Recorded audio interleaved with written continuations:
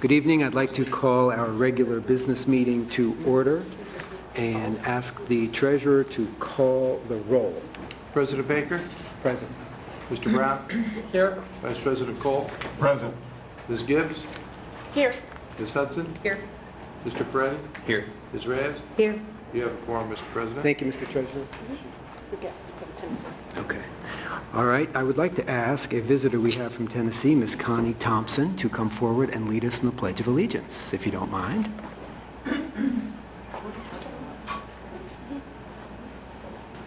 Let's all be upstanding.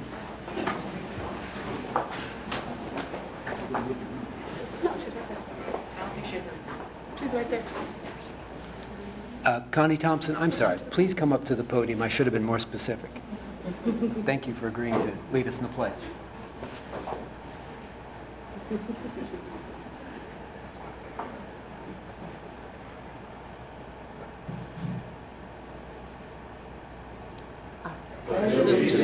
To the flag of the United States of America and to the republic for which it stands, one nation, under God, indivisible, with liberty and justice for all.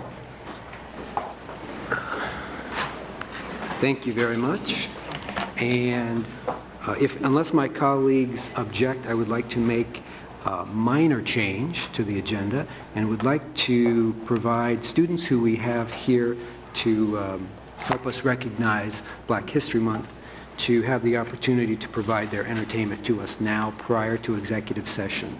So Ross Shirley, who is our Unified Arts Coordinator, is going to bring about 16 fifth grade singers from the district's 2016-17 Elementary Honors Chorus, representing Duxbury, Georgian Heights, Fairmore, Watkins, keyboard Dr. Martha Tepper, and African drum Liz Carl. And they're right behind me, aren't they? Welcome. Thank you for being here.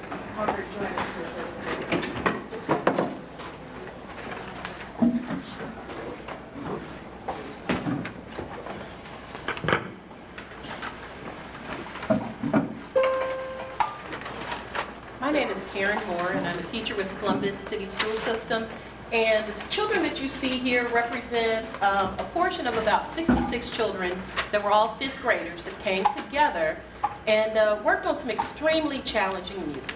So we're going to present one of our pieces for you, and I want to read the poem first before we start. It's a Langston Hughes poem. It's called I Dream a World. Hold on. So thank you. I'm still used to my teacher voice. Thank you. I Dream a World by Langston Hughes. Here are the words to our poem. It says, I dream a world where man no other man will scorn, where love will bless the earth and peace its paths adorn.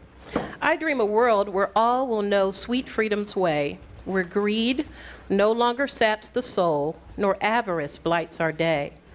A world, I dream, where black or white, whatever race you be, will share the bounties of the earth, and every man is free. Where wretchedness will hang its head, and joy like a pearl attends the needs of all mankind. Of such I dream my world.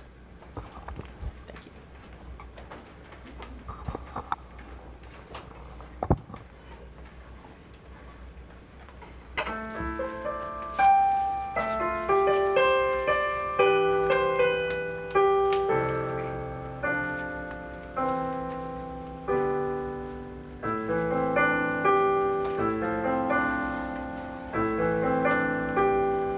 I dream a world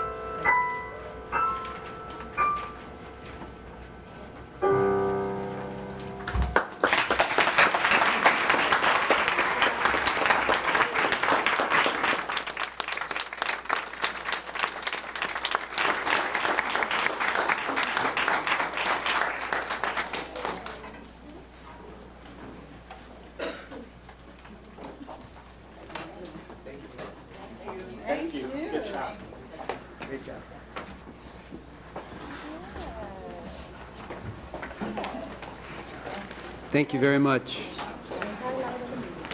Thank you for sharing that with us this evening. Yes, and any of you who are parents or guardians of any of those singers, thank you very much for allowing them to be here with us this evening, and keep up the good work. Thank you. You're prepared to make a motion? And Mr. President, I'd like to ask for a motion for us to recommend the board go into executive session per section 121.22G1 Ohio Revised Code to consider the appointment, employment, promotion, demotion, or compensation of a public employee or official. Second. moved and seconded. Mr. Treasurer, please call the roll. President Baker? Yes. Mr. Brown? Yes. Vice President Cole? Yes. Ms. Gibbs? Yes. Ms. Hudson? Yes. Mr. Peretti? Yes. Ms. Reyes? Yes. That motion carried.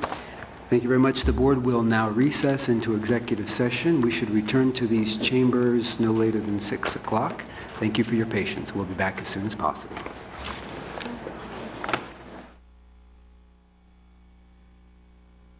A motion to come out of executive session, to recess from executive session. Second. Moved and seconded. Hearing no discussion, Mr. Treasurer, thank you. Mr. Brown? Yes. Vice President Cole? Yes. Ms. Gibbs? Yes. Ms. Hudson? Yes. Mr. Peretti? Yes. Ms. Reyes? Yes. And President Baker? Yes. Motion carried. Thank you. Thank you all for your patience while we met in executive session. So I'll quickly read through our agenda. So we will take up, we will hear public comment. We do have one speaker this evening. After that, we will contemplate reports from the superintendent and internal auditor and treasurer. We will then consider our consent agenda, after which we will hear announcements and points of pride from board members. Then we will adjourn. So having read through that, the chair will now entertain a motion that we accept the agenda as it has been presented. So moved. Moved and Second. seconded. Mr. Treasurer? Vice President Cole? Yes. Ms. Gibbs? Yes. Ms. Hudson? Yes. Mr. Peretti? Yes. Ms. Reyes? Yes. President Baker? Yes. Mr. Brown? Yes. That motion carried. Thank you very much. Now we will move on to the public comment portion of our meeting. We do have one speaker this evening, as I indicated. Her name is Erica Reeves, and I'll ask her to come to the podium. Topic of discussion, expansion of Columbus Gifted Academy. Board action requested is expand the Columbus Gifted Academy into Everett Middle School with room to grow. So you have 4 minutes to speak, and you'll see an indicator on the screen as to how long you have until you have to finish, and then there may be clarifying questions from board members. So welcome, good evening, thank you for being here. Good evening, President Baker, members of the board, Superintendent Good. Thank you for allowing me to speak this evening. My name is Erica Reeves, proud mother of a beautiful, loving little girl, Lauren Grace, and Lauren is currently attending the Columbus Gifted Academy, and her giftedness is identified as superior cognitive ability, reading, and performing arts and dance. I'm also the president of the PACE organization, Parents for Academic Challenge and Enrichment. I come before you today asking that you please support the proposal of relocating the Columbus Gifted Academy to Everett Middle School. There are many, many reasons to support this issue. However, I will just name a few. First off, I would like to publicly thank Superintendent Dr. Dan Good and his staff and all who supported his vision of developing the gifted program for Columbus City Schools. The program has been very successful and it's hard to believe that we've actually completed our inaugural year and we're upon completion of our second year. And it's been an amazing program. A special shout out to our most amazing director, our beloved Miss R, Amanda Reidenbaugh, who was destined for this role. Also to Dr. Colleen Boyle and her amazing staff and certified gifted specialists and teachers who know how to engage and teach our gifted scholars. And last but certainly not least, a big thank you to all of the parents and scholars that make up the Columbus Gifted Academy community. Their endless and tireless support of volunteering and giving has certainly been a huge factor in our success. CGA was a dream come true for the gifted community, and we would love to see it continue to thrive and successfully move forward with the momentum that it has gained. One second here. On the other hand, with all of this success, there comes a price to pay, and that is that Columbus Gift Academy has grown out of its current location. And thus we are in dire need of more space. Approving this relocation would allow for the program to meet the needs and beyond of not just our current scholars, but the many talented and gifted others who would like to call CGA their home. Allowing the CGA to expand to Everett would continue on the vision of its purpose to meet the needs of the gifted children in the city. If we look around our great city, there is expansion all around us. Our population is growing in many areas. Our economy is thriving. This growth is bringing in new families, businesses, and more into our communities. The Columbus Gifted Academy is a point of pride for our city, and it is a manifestation that we care and serve all of our students. These bright scholars will one day be our next Board of Education members, City Council members, business owners, teachers, artists, savvy tech gurus, and will bring exciting innovation and wonderful change to our great state. Let's keep the CGA momentum going. Let's allow our gifted scholars to flourish in our city as opposed to taking flight to another program elsewhere. Please vote yes in relocating Columbus Gifted Academy to the new home that has more space to accommodate their academic and social needs. Thank you very much. Thank you very much for being here this evening. Are there any clarifying questions from board members? Yes. Mr. Vice President? Thank you, Mr. President. Thank you so much for coming and presenting before us today. Thank you for the work that you do on behalf of PACE and also our children throughout the district, particularly our gifted and talented. Are you pleased with this space in terms of it being long run?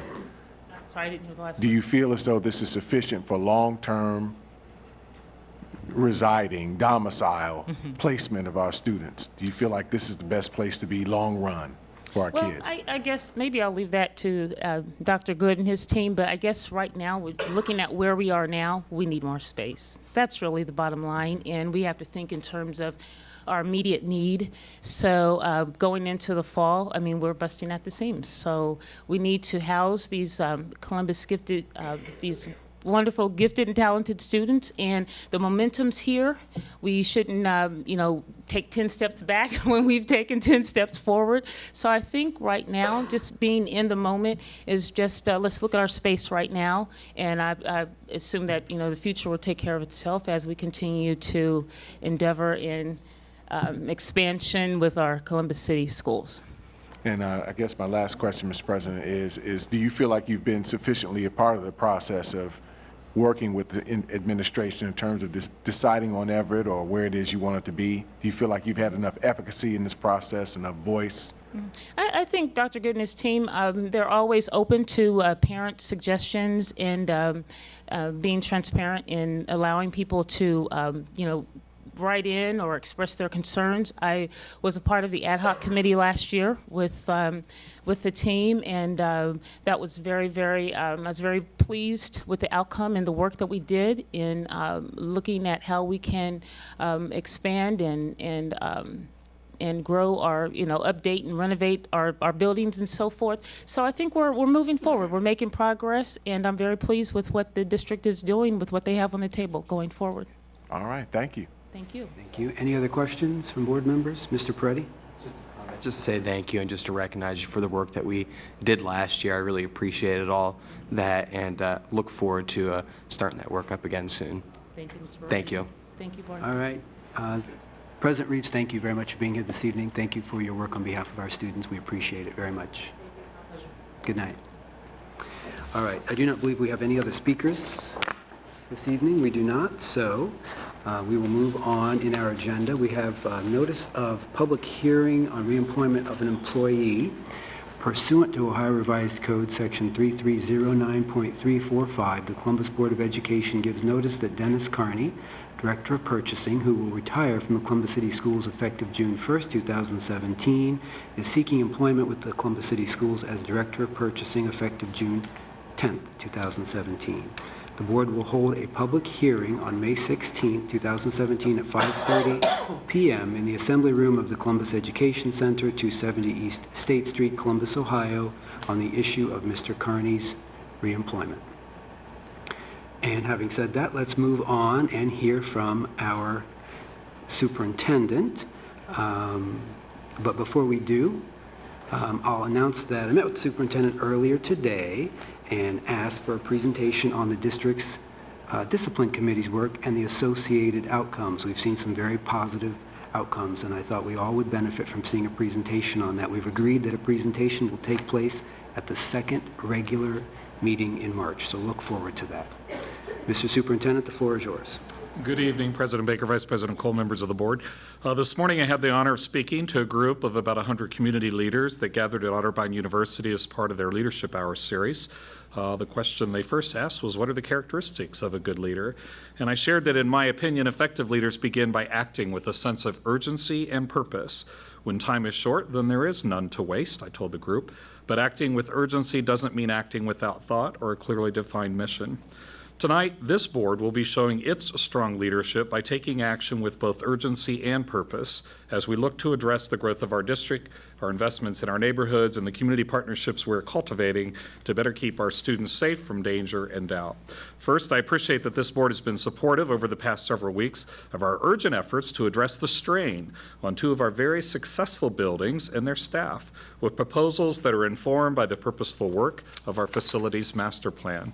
So tonight, you'll be asked to set in motion our plans for accommodating the new demands of our Gifted and Talented program and in our nationally recognized Columbus Gifted Academy by moving this unique program into the former Everett Middle School site. We are also asking that you approve our proposal for the new Woodward Park at Walden, a separate site just for sixth graders, but with all of the same great programming, staff, and neighborhood support already serving our students at Woodward Park Middle School. For both of these plans, our families have been very supportive. Our team worked diligently to address their questions, and I believe the community will be very appreciative of your actions this evening. Second, our operations team is asking your approval of repair and construction plans on the neighborhood pedestrian bridge at our Ridgeview Middle School. As the signs that will go up tomorrow share, it says point to the sign. Here's the sign, there's the sign. This nearly $250,000 project is how good neighbors build great neighborhoods. And though the bridge will have to close for a short couple of weeks in the summer, the investment by this board will last for decades to come. Third, and on a related note, neighborhood investments go both ways, and our schools benefit by the growing value of our city's tax base. As I shared with many of you earlier today, the city's development director, Steve Shoney, has agreed to have quarterly meetings with a team from our district about development issues in our city, including tax abatements. We'll be working through Dr. Roush to arrange these meetings and who should attend, and I look forward to informing the board and certainly welcoming your participation as representatives of leadership in those conversations. Finally, tonight, and our main focus on this part of the agenda is an update to the board on just some of the initial outcomes and actions that have evolved from your safety work sessions. As you will recall from the board's last work session, we had several small groups who were led in discussion by a member of the administration and a representative of the board. Individually and then together, the groups identified a series of gaps in support to our students and their families as we look to find further ways to keep our young people safe from both danger and doubt. As President Baker reminded us all at that work session back in December, we've made measurable gains in creating safer school climates. Yet the dangers our students face are not limited to one type, nor limited to just their time in our buildings. That is why, he said, the board has looked to identify the risks and gaps in the greater community safety net. There were three main areas the board and the participants in the work session asked for us to look: capacity building in our mentoring efforts, expansion of direct social, emotional, and health services for our students, and greater opportunities for our students to have safe activities outside of the school day inside each of their neighborhoods. Tonight, we've invited several of our community partners to come before you to offer insight and updates on how they are working alongside our district's efforts to address some of these specific gaps. Please know that our work and their work is far from done. And tonight's brief reports are far from inclusive of all our investments and actions to date. Simply, we wanted to make sure this board knew that we too are acting both with urgency and purpose in these efforts. At this time, Deputy Superintendent John Stanford will set the stage for the presentations. Good evening, President Baker, Vice President Cole, and members of the Board of Education. As you know, the board held 2 work sessions, one in November and one in December of 2016. In those very informative work sessions, we all recognized that many of the dangers our students must confront are outside of our control and require a greater community-led effort. Specifically, the board focused on the areas of mentoring, direct social, emotional, and health services, and after-school programming, or as we like to refer to, out-of-school time. As you'll recall, our last work session ended with community input to identify several key support and service gaps in the above 3 areas. Tonight, the administration will update you on those identified gaps and what each of our community partners are doing to help us in addressing the challenges facing our students.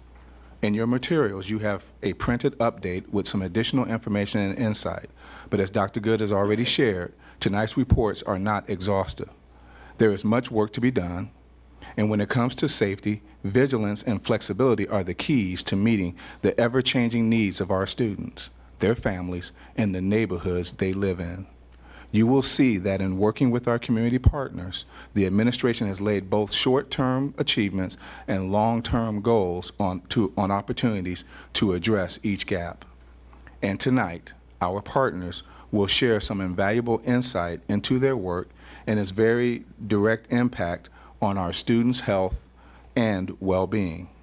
So let us begin with mentoring in the specific gaps selected at the last work session on safety.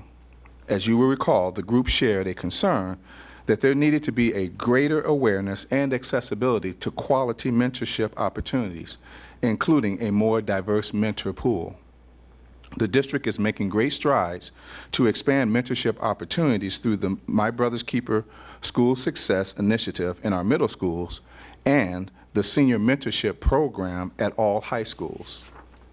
Our teams are working to collect, analyze, and utilize the data collected as part of our mentoring efforts, including attendance, discipline, grades, and graduation rates, to enable us to monitor, evaluate, and make evidence-based recommendations to enhance the quality of the mentorship programming.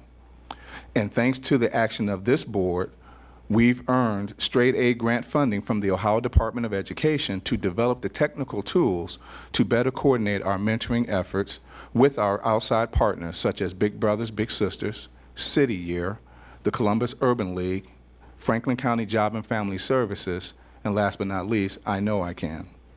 To address the specific gaps in mentoring capacity and recruitment as identified by the board, our community partners have joined us in forming a mentorship work group. And here to specifically talk about the mentorship work group is Javier Sanchez and Dr. Keisha Hunley Jenkins.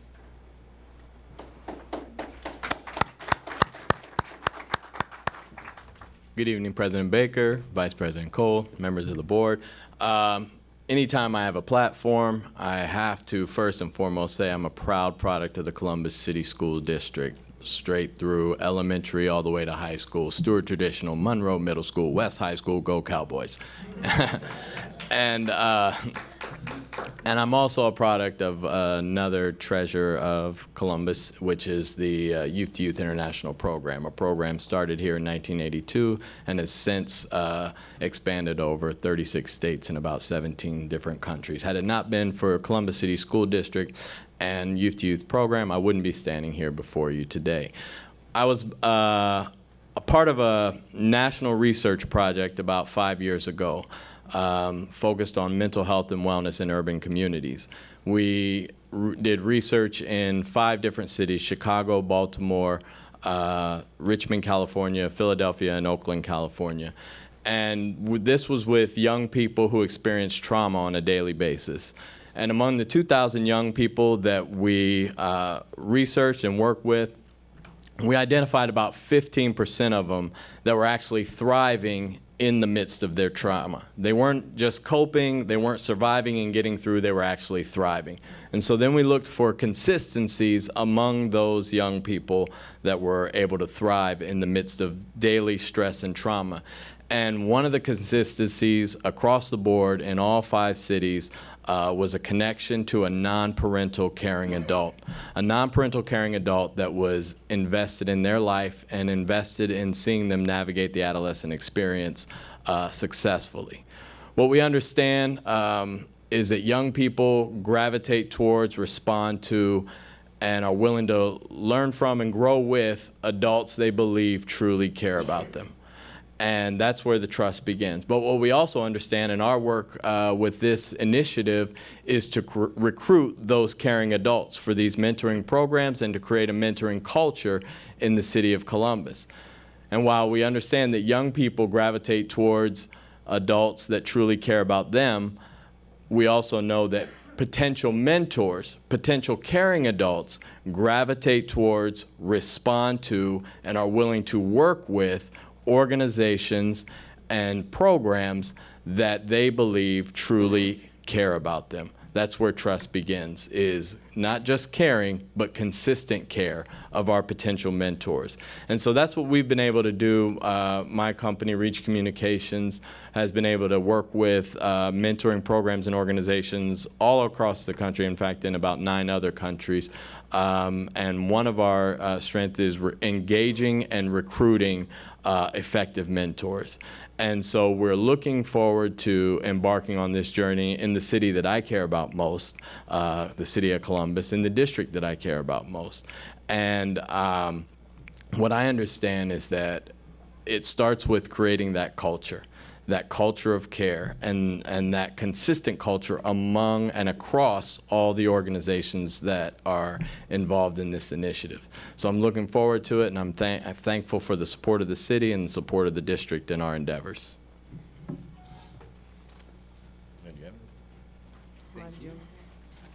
Thank you. Are there any questions for Mr. Sanchez from board members? Dr. Keisha Hunley-Jenkins, do you have anything to add, Mr. Vice President? Thank you so much for the presentation thus far, and I look forward to hearing about the great work that's been developed and the data you guys are collecting thus far. You're talking about building this culture of mentoring. Can you give us an idea of actually how you're working towards doing that? You've mentioned strategic alliances, you know, this development of this committee, if you will, as being one of those strategies. Can you talk a little bit about what that collective work looks like? Right, absolutely. So what we're doing, now that we have the collaborative group that's been brought together, we'll create messaging strategies that everyone's speaking the same language. So that whether it's Big Brothers, Big Sisters that is recruiting mentors, or whether it's I Know I Can, they're speaking the same language, and they're able to speak on behalf of not only the culture of mentoring, what it means to be a mentor, but they're able to figure out and identify and talk to mentors and say, maybe we're not the best fit, but Big Brothers, I'm from I Know I Can, we're not the best fit, but perhaps Big Brothers, Big Sisters is. And so having this as a collaborative effort allows everyone to speak the same language and know what one another is doing, so that we can put the right mentors in the right places with the right programs, instead of it being a mentor coming to one program and opting out because this isn't the right fit. Other questions or comments from board members? Mr. Superintendent? Mr. Sanchez, my understanding is presently there are about 25 organizations that are part of the mentoring work group at this point. That is correct. Which is quite the feat to organize, and so that all the cats are in the wheelbarrow at the same time. So, yeah. Very good. And your first meeting, I believe, is next week? This Friday? We had our first meeting on the 17th, and our next meeting is the 24th. Thank you. And we'll be meeting on a monthly basis afterwards. Thank you, Mr. Sanchez. Thank you, Dr. Keisha Hunley-Jenkins. Oh, Ms. Gibbs, I beg your pardon. Well, thank you. First of all, I'm glad to see an alum who's leading this charge. And just to say that I have seen Mr. Sanchez on many stages. And so not only are our students and our mentors magnetic, but so are you. And I'm glad for all the work that you've done, not just locally, but nationally. And I follow your work nationally and now internationally. So I look forward to some great outcomes from your initiative. Thank you. Hear, hear. Thank you. Dr. Stanford? Thank you. Next is a look at the direct social, emotional, and health services provided for our students. Again, the district has made tremendous progress in addressing some of these non-academic barriers that far too often have an impact in the classroom. Thanks to the voters of this community, the district will invest in counselors, social workers, and nurses to help us meet the needs of the students. The district has great community partners in the health field, including Nationwide Children's Hospital and Community in Schools. They and several others are working with our teams in the district to fill in the gaps and provide new levels of support to both our students and their families. Tonight, Camila Twyman, Clinical Coordinator for Behavioral Health at Nationwide Children's Hospital, and Amy Gordon, Executive Director of Communities and Schools, are here this evening to talk about the specific gaps identified in the work sessions. They will also share how the organizations are working and making an immediate and long-term impact with our students.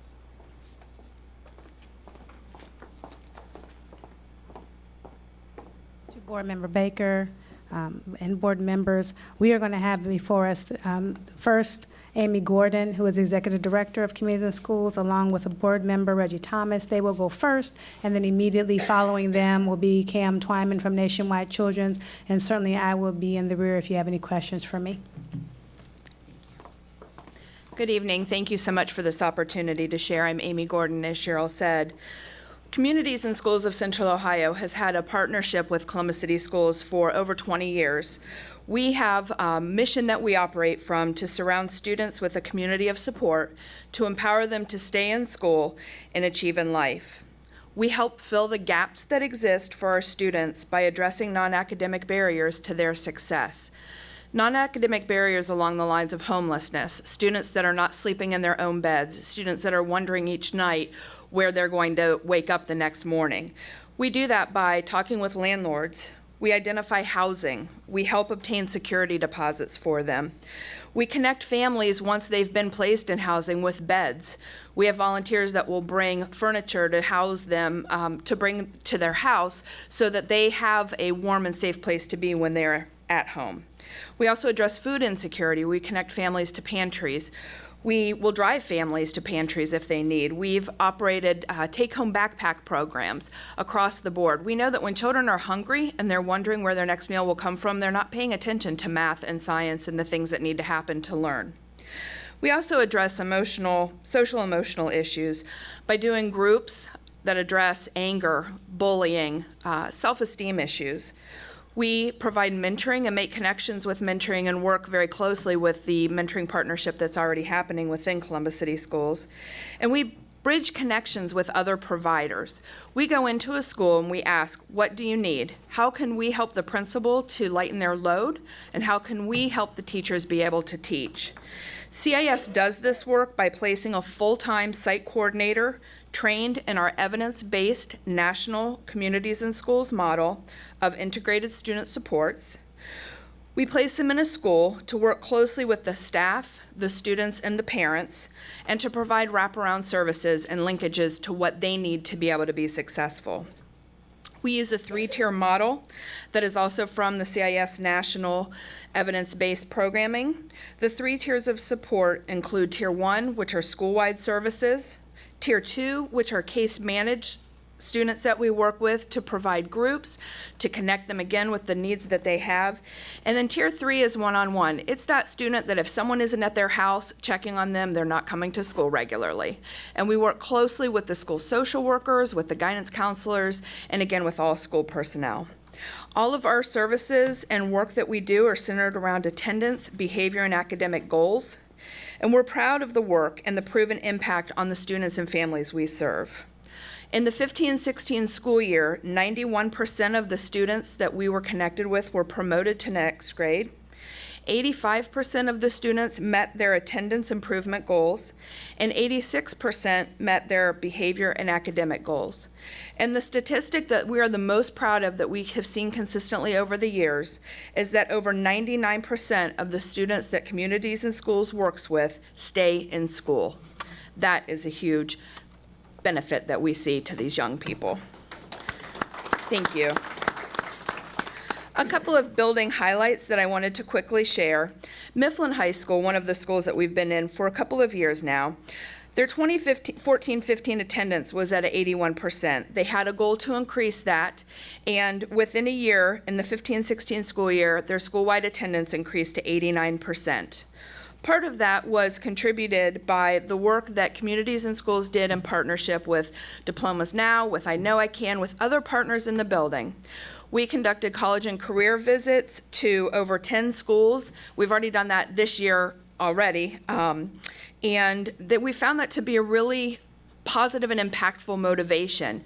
We set goals. Each student has to achieve 90% attendance. They have to meet academic goals. They have to meet behavior goals to be able to participate.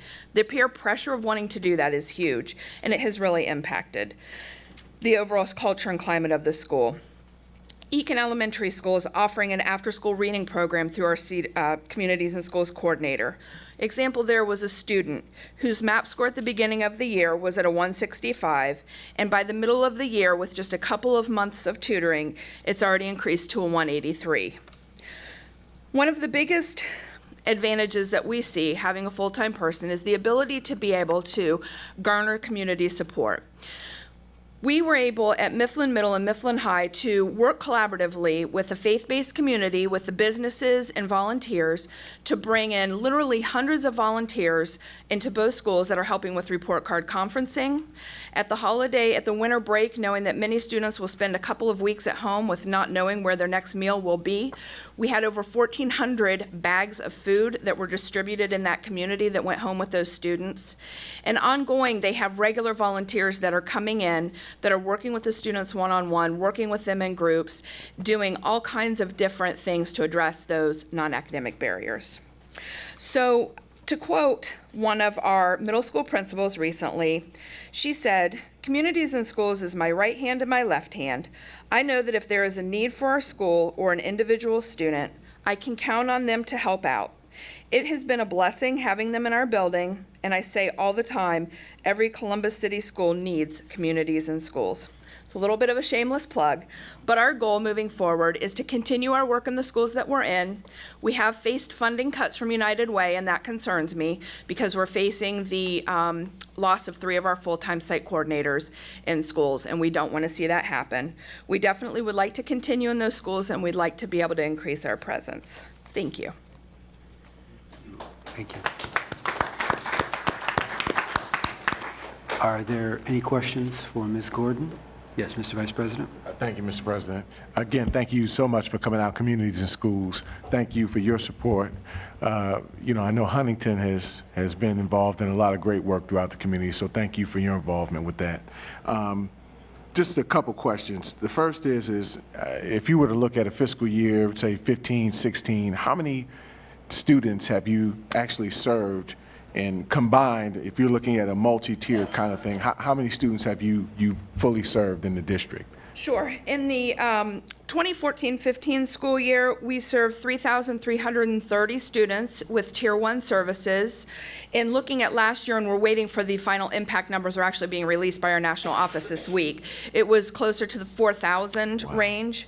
And then individual students, so far, last year was 492 that were at the case managed level of those intensive services with a consent form returned and all of that, working with families. And this year, so far, our caseload is at 330, and we're anticipating being in the 400s by the end of the school year. Wow. Okay. Is there a particular, you mentioned peer pressure and using that as a tool to encourage some positive behavior with the students. How have you used that, if at all, to address the situation of bullying in any of the given environments you've worked in? Sure. I would say with the bullying, one of the things that has really been successful are some of the girls' groups. Not to say there's not bullying among boys, but particularly among girls where things get really heated. We will have girls groups that will be more of a conversational, more of a safe place, more of a journaling type opportunity to talk about what are your alternatives. Just because someone says something about you on social media, does that mean you have to react? What are some different things that you can do differently?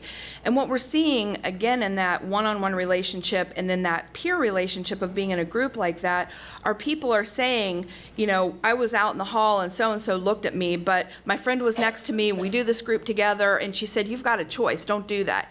We're seeing those kinds of ripple effects happen among the students that are participating in the groups. And then also just the fact that they've got a really solid relationship with the site coordinator, and they know that they're in the school every day, and if they're getting in trouble or they're taking a part in doing bullying, they're gonna hear about it. They're gonna have someone who's calling them out on it. And so that kind of peer pressure, that kind of accountability also really helps as well. Excellent. Okay, thank you. Thank you. Board Member Peretti? Just more of a comment, and it's reflective in a lot of these presentations tonight. It's encouraging to me, not only what this district has been doing in the past, but where we continue to push and, educating the whole child. It really does take a whole village. And as you see in these, it's partners that we have in the community, and it's also the way that we also layered our levy request to address those behavioral health issues, as social worker issues, nursing issues, and all the other array of positions that we'll be able to add on. So I'm just always encouraged to hear this, to hear all the different partners that we have, and just know that you always have our support. I appreciate it. Thank you. Thank you. Board Member Gibbs? Yes. Thank you very much, and thank you for that presentation. I may have missed it, but just have a few questions. Can you remind us again, when did Community and Schools start, and which schools are you in? Sure. Communities and schools, nationally, we're celebrating our 40th year. We came into Columbus to Central Ohio about 20 years ago, a little over 20 years ago, 1993. It has, we've had different partnerships with different schools throughout the year. And as our model has strengthened and we've really looked at having the continuation, we really focus very much on having continuity. We don't look to go into a school and go into a different one the next year, but continue. So our current schools this year are Broadley Elementary, Eakin Elementary, Mifflin Middle, Mifflin High School, Lyndon McKinley High School. South, we have someone with the middle school and the high school, and Columbus Global Academy. Awesome, awesome. So you mentioned a number, and I come out of nonprofit, and you talked about the number of people you served, maybe in 14, 15, and then the increase in that number. So it's not like cookie sales. We're like, oh, we're selling more cookies. We have more kids growing in need, and more of our kids, is what that increase represents, are becoming at risk. In your professional opinion, what more do we need to do, or what are the things that our kids need the most that you see where our community can focus their attention? If anyone was listening to this meeting, they said, hey, if there's a place I can have a greater impact other than that amazing mentoring process, but maybe that's not their thing. Where do you see our need for our students in that increase in that number, and where can we provide the best support for those families? That's a great question, and I think obviously there's some multiple answers to addressing the needs. My first thought goes to the relationship with a caring adult. Communities and Schools builds their emphasis on the 5 basics that we believe every child deserves: a one-on-one relationship with a caring adult, a safe place to learn and grow, a healthy start and a healthy future, a marketable skill to use upon graduation, and a chance to give back to peers in the community. With a one-on-one relationship, many things can happen from that, but we understand that not everyone can do that. So really looking at the opportunities, knowing that, having someone come out and do a presentation, taking the time to come out and share about how they moved from the place they were at, or being a teen parent, or some of those struggles, and share and give hope and give a vision, has a huge impact. And then having people that can continue on with that. I would also say meeting practical needs, going back to what I started with. If families are worried about where their food's coming from, and kids are worried because mom is in prison and dad is working 3 jobs, they're not paying attention in school. So looking at those very practical resources that we can help connect families to, connecting them with meeting those basic needs. So I really say that everyone has something they can give, whether it's an hour a week in mentoring, whether it's an hour a month in coming and doing a report card conference and showing them that someone cares, or whether it's contributing in a way where, so-and-so has a bed and we will find a truck and we will make sure it gets to this house. Awesome. Final question. because we're the board, and we have colleagues who are also legislators, are there any policies that we could look at that would strengthen and support the work that you do and the work that it takes to make our students successful? I appreciate that. I would say policy-wise, a couple of very practical things that we're working on are consent forms are often something that keep us from being able to work with students until they come back. So looking at something where we would be able to work with Columbus City Schools to have a universal consent form to be able to more broadly serve families and students. Policy-wise, one of the greatest things that we've seen this year is that with the reauthorization of ESSA, with the Every Student Succeeds Act, they acknowledge the need to address these non-academic barriers and have now allowed that Title I funds can be used to serve students in this capacity of addressing social and emotional issues and non-academic barriers. So anything around developing the policy around that and utilizing those funds, because at the end of the day, that is unfortunately the biggest limitation that we run into, are the funds to have more site coordinators to be in the schools and increase the work. Thank you very much, and I have Thank you. appreciated your work for a very long time. Thank you. I really appreciate that. Thank you very much. Oh, I'm sorry. Yes. Yes, Board Member Reyes. Thank you also for the presentation. I just, the other hat that I wear, and also it was mentioned earlier, the issue of a lot of our students and the issue of trauma. Specifically in the cultural competency piece. So in my other hat, I exposed to food pantries and some of those demographics. I find it difficult to find counselors and people that work in that space that have the cultural competency or the experience to share with some of our diverse communities. And as Columbus, we all know Columbus is a very diverse community, several different languages spoken here. What are the barriers that you're experiencing as you go out and try to engage in that cultural competency piece? I'm very fortunate that I have two site coordinators that speak fluent Spanish. And so from the very practical sense of translation, that often goes a long way of having a familiar person in the school, in the relationship, to help navigate some of those pieces in the community. Again, because we are an organization that looks to broker resources, I meet with my staff every other week to share. It's amazing the amount of resources, the wealth of resources that exist. And having been in this work for 25 years, coming up through Columbus City Schools, I never am amazed at the fact I never cease to be amazed. There are always new opportunities. And so identifying those and then finding ways to connect those with our families. No one person or organization has all of the answers. So looking at, Buckeye Ranch, for example, has a Somali outreach program. Nationwide Children's Hospital has, a plethora of opportunities for services and translators. So identifying the needs and then tenaciously working on connecting families to those resources in a way that meets what their individual need is. And it can be just across the board, from, like you said, from the food pantry to we've done programs on immigration. Unfortunately, with everything that's happened politically, there's been a lot of students who've just been very concerned about that. Our coordinator at Columbus Global Academy has spent a lot of time talking with families and with students and developing plans to assure them that their education is safe and their opportunity to thrive and grow is safe here. So maybe, Ms. Gordon, I didn't ask the question correctly. It's probably my fault. Sorry. So beyond the language. Okay. So as I look at our community and go out and visit other work groups, the cultural piece. So the language piece is important, is essential.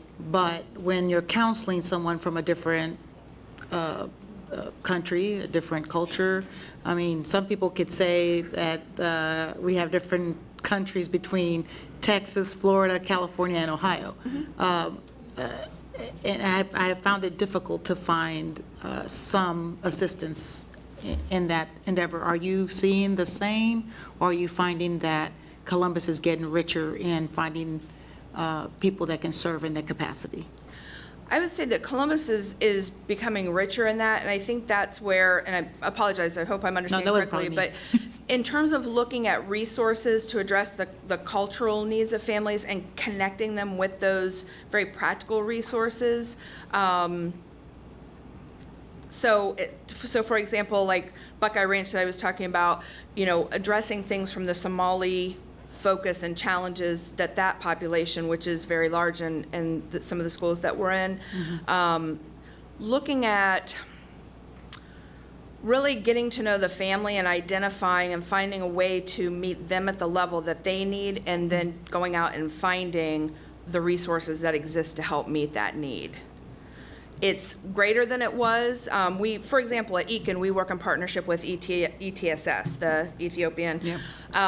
And that's something that just through collaboratively working together, we've been able to connect families with food, bring parents into a place where they feel comfortable coming into the school because of some different things that have been put in place to address some of their cultural concerns. So some of those types of things in the school we've been able to take a look at, particular to the needs of that school and particular communities that are well represented there. Yeah, I'm just cheating. I'm just trying to see if you found another, where we're finding difficulties, people, the trauma that someone experiences as a Right. refugee, the trauma that someone experiences as an unaccompanied minor, the trauma, from leaving your country. It's not just Sure. as that easy, and it's, I know it's a difficult piece that I've been researching myself, so I'm kind of cheating and asking the question. No, it's a great question, and the need is huge, and I think the fact that there's a greater awareness is big. My hope is that once the awareness continues to be pushed forward, that then the resources and the connecting points to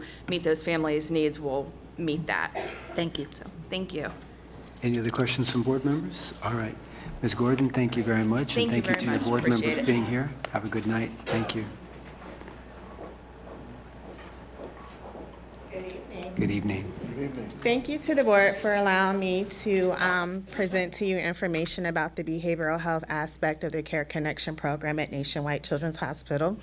The hospital has partnered with the district for about 20 years to provide school-based mental health care. In the last 3 to 4 years, we did a deep dive to look at what are some of the needs, and we reorganized our structure. One of the very first things or needs that we identified and prioritized was the gap in access to care.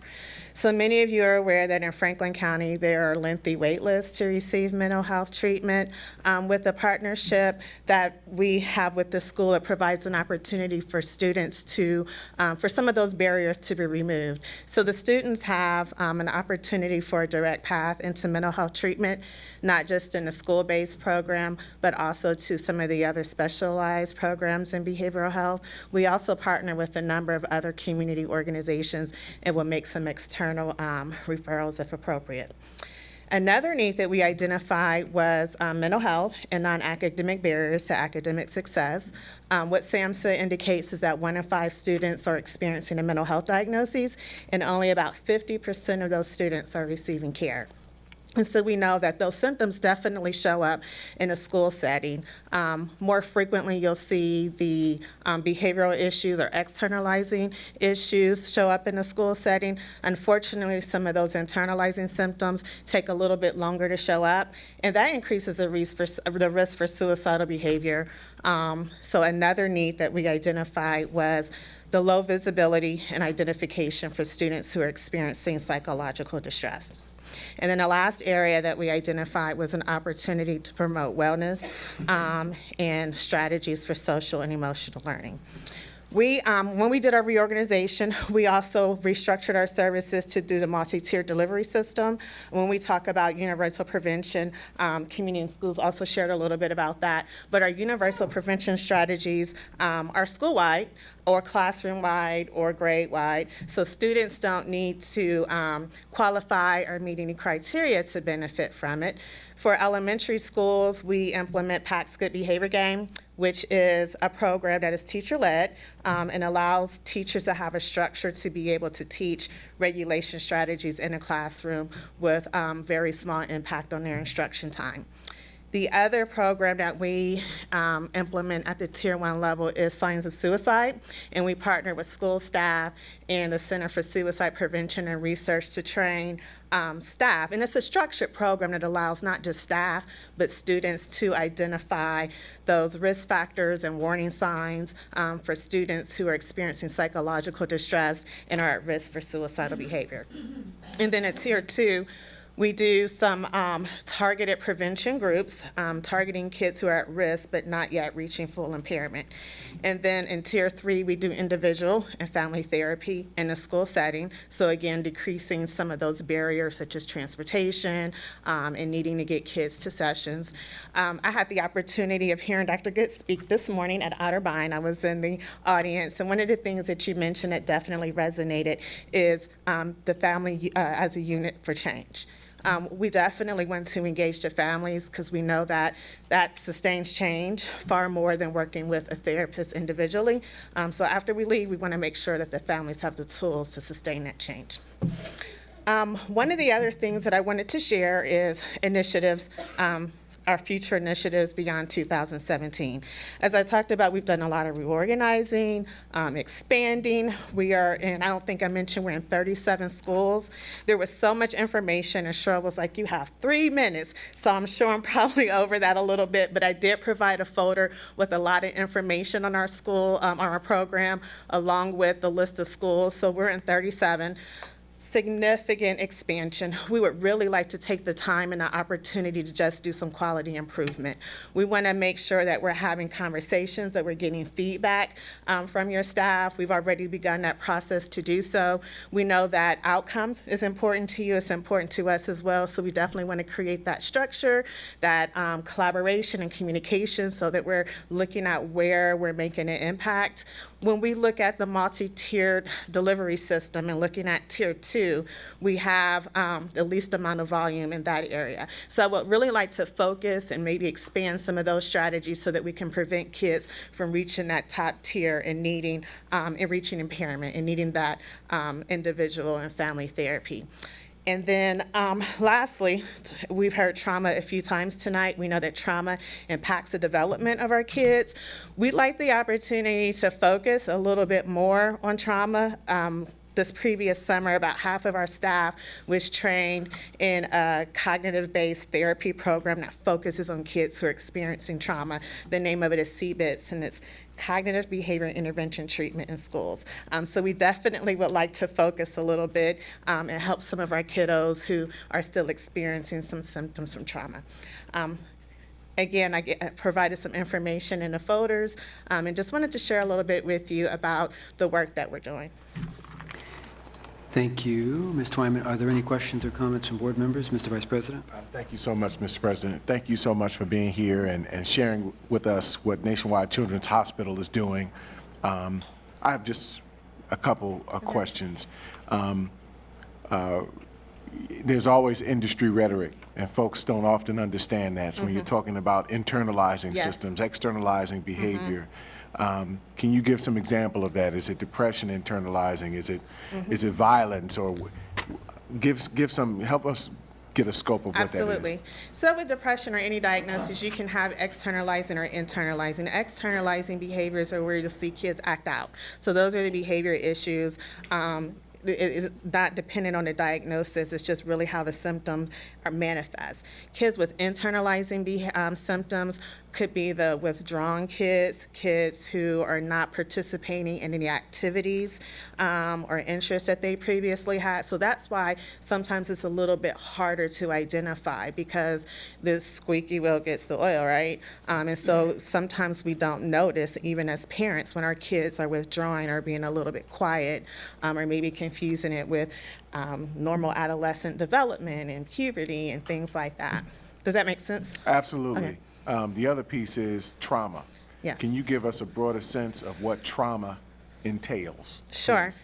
Trauma is, and I'm glad you asked that question, because we like to think, sometimes we think about trauma as sexual abuse, physical abuse, and it is all of those things. But really what trauma is a significant event that has impacted are functioning. So it could be a car crash, a loss of a parent that's incarcerated, something that's happened that really has impacted our brain functioning.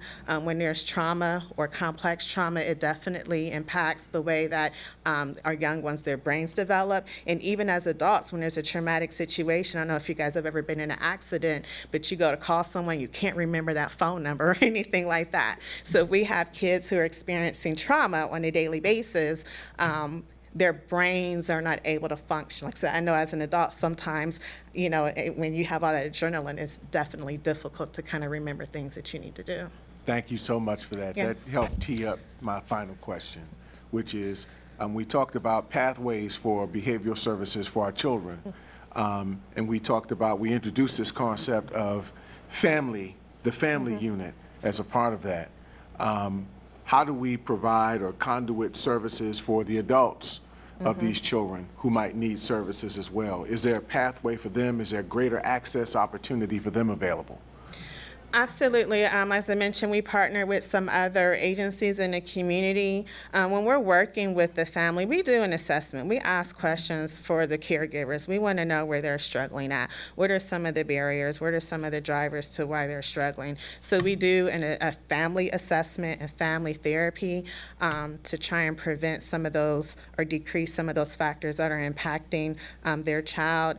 If it's so significant where it can't be impacted in family therapy, then we definitely look at a referral to an adult organization. I think sometimes the biggest barrier is being able to actually connect with the family and understand what's going on so that we can make a referral or look at some additional resources. Is that referral to NetCare or something like that? Typically not NetCare. It will typically be, unless they're in crisis, but it could be to a private therapist, agencies like North Central or things like that. Thank you. You're welcome. Board Member Reyes? Thank you. He actually stole that question from me. Just kidding. So, as board members, often we say all kids in the Columbus City area are our kids, whether they come to Columbus City Schools or not. Are we supporting or are we reaching, because today they might be at another different school, but tomorrow they might be in our district. How are you partnering, or are you partnering to ensure that we're capturing those future Columbus City School kids for us? Are you asking about, like, just to make sure I understand? Charter schools, private schools, religious schools, all those other kids. Even though they're not in our buildings, we still consider, or at least I know I'm speaking for my colleagues, but I know we still consider those our kids, because tomorrow the charter school closed. Tomorrow they'll find out that we have a gifted academy and prefer to come here. Right. Shameless plug. Or actually they'll figure out all these great benefits that Columbus City School has to offer. They just haven't figured it out. But when they wake up and they figure out that we are the district they want to come to, how do we, I probably shouldn't have said that. How do we ensure, because they're experiencing some of those things, and we care about those children just as much as the ones that are in our physical buildings. How is Children's Hospital working with some of those other organizations? Well, first I want to add, Javier is gone, but I want to add that I'm also a graduate of Columbus City Schools, so it's my favorite district. I'm also a West High School alumni. What's that? But to answer your question, the school-based program does partner with 2 suburban districts, Bexley and Canal Winchester, along with KIPP Academy. Additionally, we get several requests throughout the year to sometimes do trainings. So we'll go out and we'll do trainings for free, typically around how to address mental health issues in an educational setting, or how does trauma impact our students, and what do we do with that. So that's the most common way that the behavioral health, the school-based program impacts the county. We also partner with the Center for Suicide Prevention and Research, and they're able to cast a wider net because they do more prevention. So they definitely don't have any limitations. And then in general, the behavioral health department at Nationwide Children's Hospital is very large. And while a lot of departments may not be able to co-locate in the schools like we do, they definitely have a reach in providing some education and treating students throughout Central Ohio. Do you reach out to Southwestern City Schools also, by any chance? I don't reach out to them. The Adam Board has grants with each of the suburban districts. Okay. And the districts identify their partners, and I can't remember who is in Southwest. But we definitely communicate and partner with other agencies and kind of like share ideas and resources. It's just escaping me who's in Southwest. So if a parent wanted to find these resources, is there a specific link on your website that they can go to say, my child needs help and this is where, and I'm in this district, this is where I go? Not necessarily. So on our website, we do have resources for the services that we provide across the city. So it's information around accessing the Center for Suicide Prevention and Research, information related to who partners with the different district. The Adam Board will have that. I can also email it. I do have a list, so I can forward that to Cheryl and she can forward it on. Thank you. Board Member Hudson? Thank you, President Baker.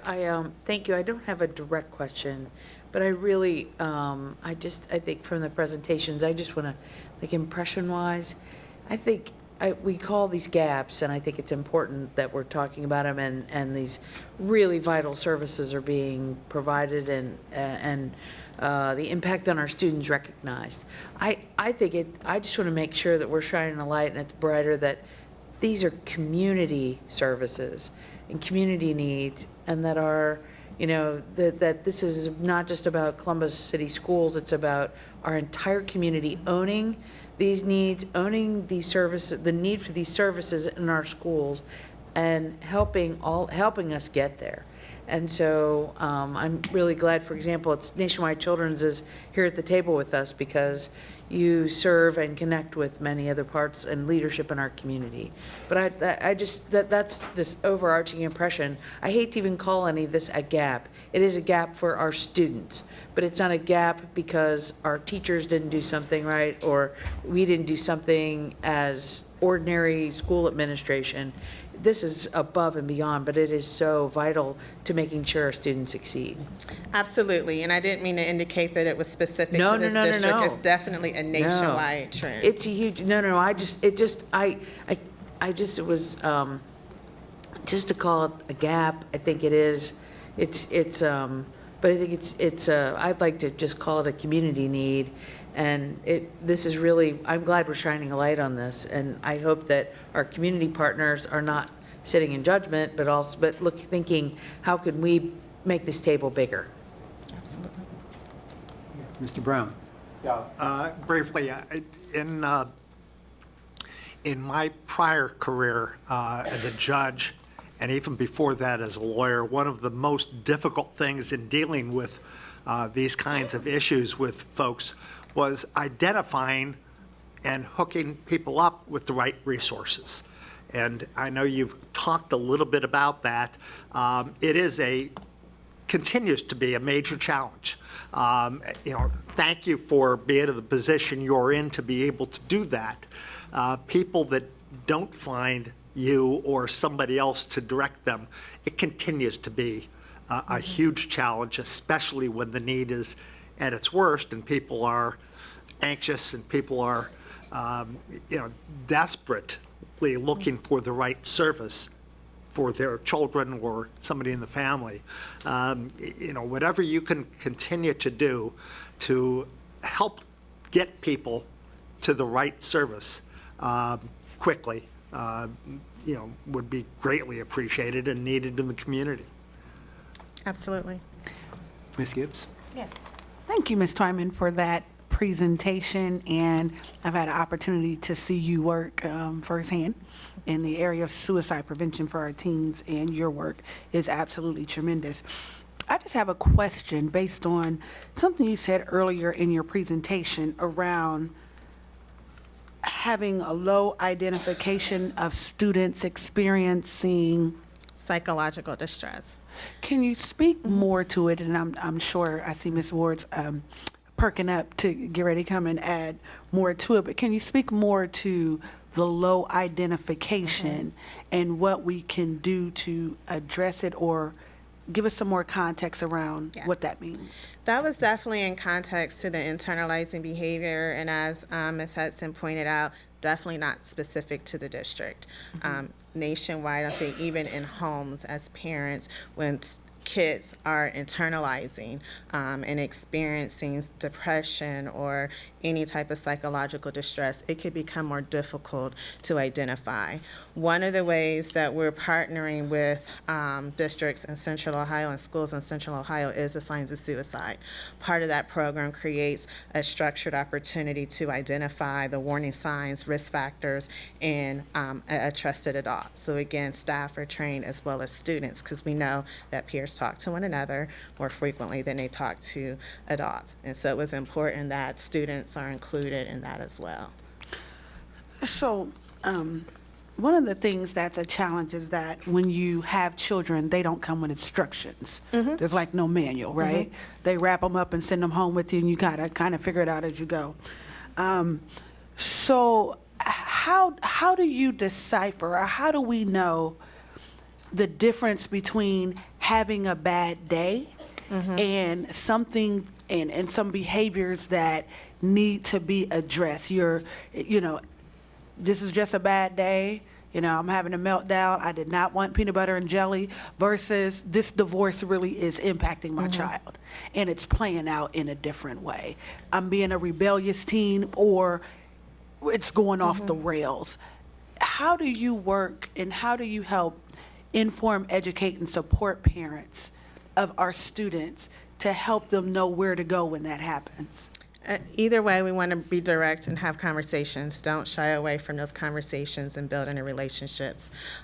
When we're looking at patterns, that's evidence that it is a bigger concern, but getting in front of it, because multiple bad days can lead to, impairment and decrease in functioning and psychological distress and all of those things. But the number is just have a conversation, ask. One of the things we teach our therapists is don't shy away from the question, have you thought about killing yourself? Asking that very directly if we're concerned about that. I've had personal situations where I've had to ask that outside of my professional career, and they might be mad at you, but guess what? You're saving their life if they have thought about it. So I would say being very direct and asking the question.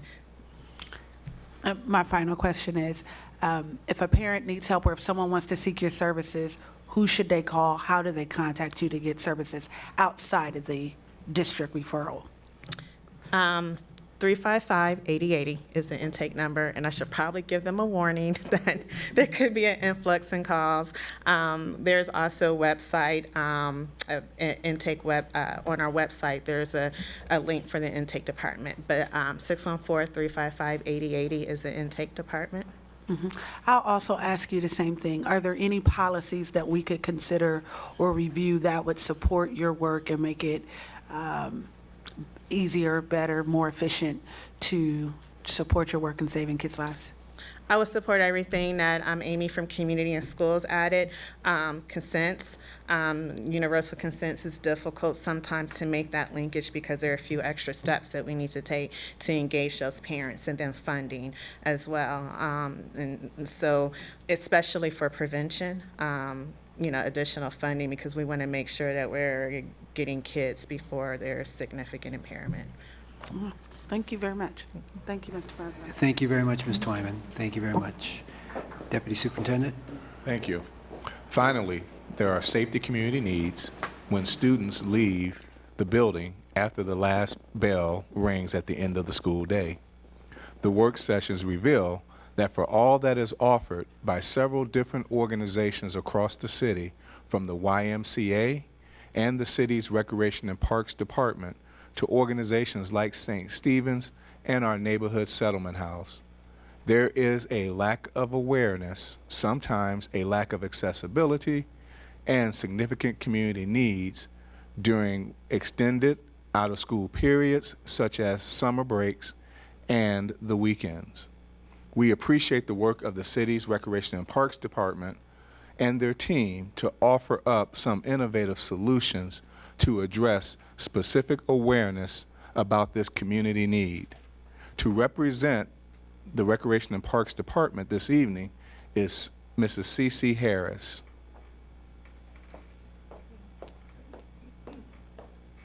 Good evening. Good evening. President Baker, Vice President Cole, members of the board, Superintendent Dr. Good.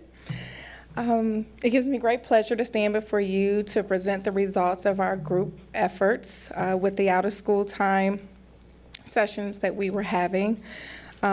We have identified the gaps, AKA community needs, of our students and their families, and as a result, there are some issues we came up with. Immediately evident was a transportation issue with the families getting to and from the programs that are being offered throughout the city. Some other key factors we included were strategic placements of programs to avoid accessibility issues, building awareness of existing programs that are already being implemented throughout the city, and summer, holiday, and weekend opportunities needed while they are out of school. To address some of these gaps in community needs, we want to inform you of our current initiatives and efforts, which are, we have 288 programs and partnerships being offered during the out-of-school time, and that's based on the inventory conducted by Future Ready, then Learn for Life. Community programs such as Columbus Recreation and Parks Department will change our hours of operation during winter, spring, and summer breaks to accommodate the families. One of them being, we call that our safe breaks, which our centers will be open from 9 to 6, but then our APPS program, which is our Applications for Purpose, Pride, and Success, will offer an additional 6 to 10 hours in the evening to help provide that gap as well. Our APPS program, I'm so proud of them, also will provide Cap City Night Festivals. I don't know if you've all heard of those. Those are designed to build community fellowship. That's also sponsored by our APPS program. Those are festivals offered from 6 to 10 in the evenings during those breaks, and it's free to the public. Everbridge is another tool that we're using currently. That's a city employee mass communication tool to help provide ongoing communication with the City of Columbus, Columbus City Schools, Recreation and Parks, libraries, Easton, and that's just to name a few. We have worked very closely with safety and security with helping us get out emails, text blasts, phone calls, etc. We've also sent out an email to all the principals to request inventory for all the programs being offered in all the Columbus City Schools throughout the district, citywide. Funding has also been provided from the City of Columbus, Franklin County, Adam H., Franklin County Children's Services, and the United Way to help also provide these services. Reading programs have been added into the recreation centers to help prevent the learning gap during the summer break. And Recreation and Parks has just released our 2017 Summer Fun Guide. That includes our summer camps, our summer sports teams, team programs, and much, much more. That's all for our current initiatives. For our 90-day strategies, I wanted to inform you that we are wanting to create a heat map that by zip codes to show the areas of these services being offered, as well as identify the number of youth being served in the city to help better understand the impact of this programming that's taken place. We want to put together a summer program fair for all of our residents throughout the community to come and gain these resources to know what's happening throughout the summertime. And Columbus Recreation and Parks does an amazing job of holding those fairs every year. We want to create a comprehensive list of the programs being offered all year round and not just during those breaks. Continue to partner with Partnership for Success, as they have 60 agencies that provide out-of-school services for our students. And stay up to date with progress by using data, the early warning indicators, academics, attendance, and behavior provided by the Learning Circle. Initiatives that we came up with for 2017 and beyond. As a result of this project, Columbus Recreation and Parks and Columbus City Schools are collaborating to create an app for smartphones that all the members of the community will be able to access to gain resource information. And that goal for that is to capture and provide a comprehensive list of everything that's being offered. We want to continue to develop activities for winter, spring, and summer breaks. We want to continue to work collaboratively with Partnership for Success. Recreation and Parks and Columbus City Schools will both attend the After School Summit held in April, and that's sponsored by the OAN, the Ohio After School Network, and also attend the Whole Child Symposium in May, and also bring all of those results back to our work group. And lastly, because I was told I had 3 minutes, I'm proud to announce my new role as a community resource specialist with our Youth and Family Development Division within the Recreation and Parks Division. And I'm committed also to help providing resources in all of our rec centers. My job is to provide inventory of all the services being provided through every rec center in the city, and also build relationships and partnerships with agencies and organizations that can help put those services in our rec centers. And that's in line with our 6 core services that our director, Tony Collins, has implemented. And those 6 are health and wellness, connection to services, educational support, food and nutrition, and mentorship. And job and readiness and career exploration. So I facilitate that, and I'm excited about the new role, and I'm excited to be part of this work group. And thank you for allowing me to speak. Appreciate it.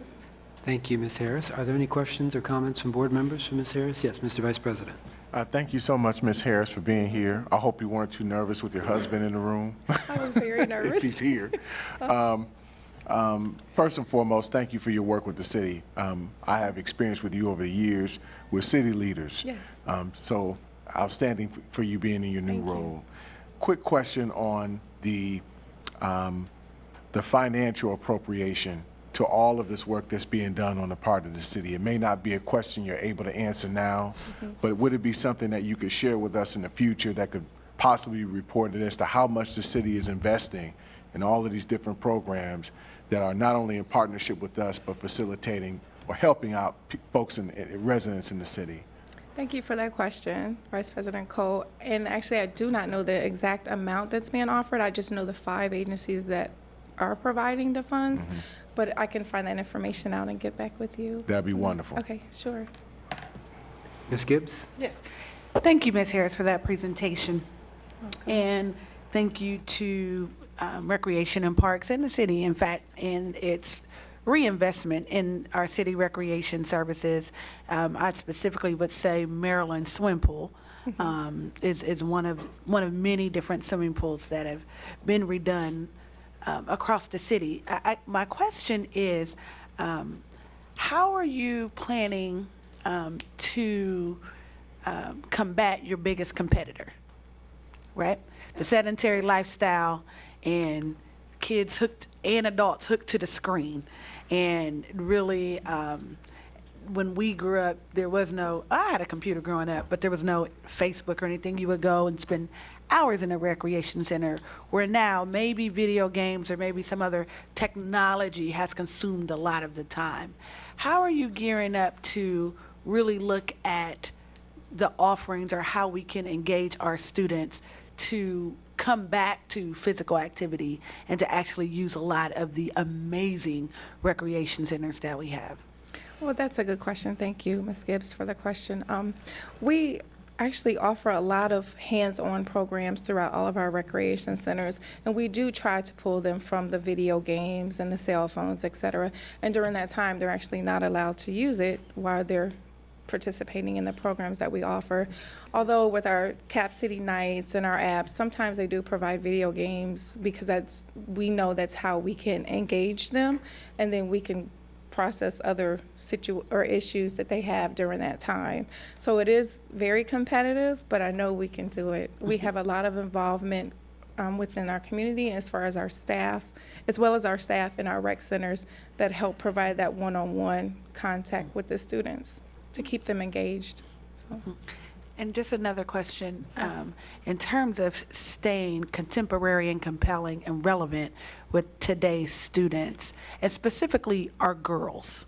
I know there's a lot of programming, and sometimes when you hear recreation, automatically you think boys in a gym, but how do you stay up to date with programming specifically for young girls, and how to engage them in recreations and parks? And there's a ton of offerings. I've seen your book, I Live by the Camp Guide. I think all the parents, we're sitting there waiting, trying to sign up to make sure that your kids get in the best camps. But how do you look at programs for girls and how to get them involved? Now, we have the state championship Afrocentric basketball team, so it's not the girls don't play and they don't play gym. We win and we win championships. But for maybe the average girl, for today's girl who may not be so athletic, how do y'all get together and think about that? Well, for starters, we're compiling a survey,